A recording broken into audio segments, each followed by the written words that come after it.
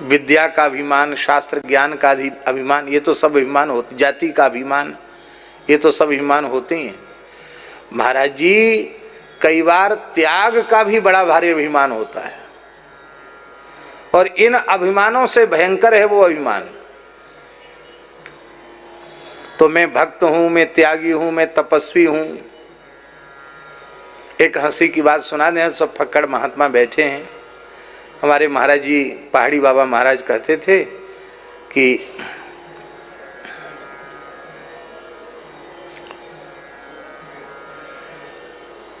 नया नया बैराग था तो सिला कपड़ा तो पहनते नहीं, तो हम पतला सा आंचला, बहुत ठंड थी, वृंदावन में ठंड भी बहुत पड़ती है, पहरे हुए थे, मंदिर में सेवा भी करते थे, खूब जोर की ठंड थी। तो मन में यह था कि थोड़ा ठंड सहन करें, कपड़ा वपड़ा न ओढ़ें। महाराज जी धूनी पर बैठे थे, आरती के बाद, आरती स्तुति के बाद दंडोत हुई, बैठ गए। हमसे बोले तुम सबको कथा सुनाते हो, हम तुमको कथा सुनाते हैं, बैठो। बैठे तो थे ही। बोले देखो कुछ त्यागियों की जमात हिमालय में गई, तो पहाड़ के लोग थे, उनको मौसम का ज्ञान था। उन्होंने कहा महाराज कुछ ऐसा आकाश में लक्षण हो रहा है कि बर्फ गिरेगी, तो आप लोग चलो झोपड़ा में, चलो हम लोगों के यहाँ, वहाँ आसन लगा लो, लकड़ी कंडा भी है।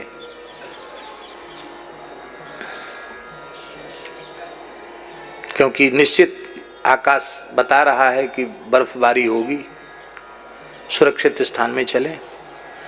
महात्मा तो महात्मा ठहरे, फटकार लगाई उन्होंने, चल दुनिया, हम त्यागी तपस्वी गृहस्थियों के घर में जाएंगे, भाग यहां से।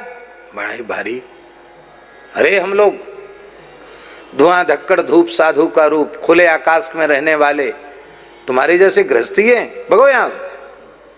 डांट डपट के भगा दिया।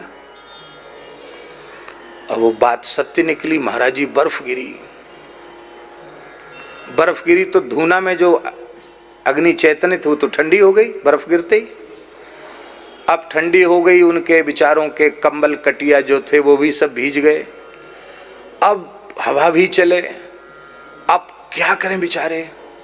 तो दुहाई राम जी की, दुहाई लक्ष्मण जी की, दुहाई भोलेनाथ की, दुहाई माँ पार्वती की, जिसको जो इष्ट था सब अपने अपने देवी देवताओं की, भगवान की दुहाई देने लगे। लेकिन ठंड ने किसी की दुहाई नहीं मानी। अंत में बोले भाई प्राण तो बचाने हैं, क्या करें। तो पहाड़ियों में खच्चरों से काम होता। पहाड़ों में एक बड़ा ठेकेदार था, उसका बड़ा झोपड़ा था, उसमें खच्चर बंधे हुए थे। रात को वो खच्चरों को ठंड न लगे इसके लिए वहां धूना भी चिता रखा था उन लोगों ने। तो उस खच्चरों के घर में घुसे और जो खच्चरों को सामान लादने के जो पलान होते ना, उनको ओढ़ करके एक दूसरे चिपक चिपक करके उन लोगों ने जैसे तैसे अपने प्राण बचाए। और सवेरा हुआ तो पहाड़ी लोगों ने कहा कि तो बेचारे बाबा जी सब पधार गए होंगे, चलें देख के हमें। वहाँ कहीं ब्रह्म पात्र उनका उल्टा पड़ा है, कहीं चिपिया पड़ी है, कहीं कंबल भीजा पड़ा है, एक भी महात्मा वहाँ नहीं। अरे राम राम, क्या हुआ क्या हुआ। ठंड खा गए थे रात को, तो सूर्य निकलने के बाद भी वो निकले नहीं। गांव में खोज लिया, दिखाई नहीं पड़े। तब तक खच्चर वाला भीतर गया, क्योंकि अब तो काम पे ले जाना है। तो देखा सब वहाँ लदे पड़े हैं महात्मा। सब गांव के लोग इकट्ठे बोले महाराज ये क्या हो रहा है। तो उन्होंने कहा, त्यागियों ने, तपस्वियों ने कहा कि देखो ठंड ने न राम जी की दुहाई मानी, न लक्ष्मण जी की दुहाई मानी, न जानकी माई की दुहाई मानी, न भोले बाबा की दुहाई मानी, न पार्वती माई की दुहाई मानी, घोड़े की पलान की दुहाई ठंड ने मानी, खच्चरों के पलान की दुहाई मानी। तो हमसे बोले श्रीमान जी ज़्यादा उसमें आवेश में मत रहो, पीछे से एक ओढ़ लो, वज्रगांथी बांध लो। महापुरुष ऐसे कथाओं के माध्यम से भी बोध देते हैं। त्याग का अभिमान भी बड़ा भारी होता है।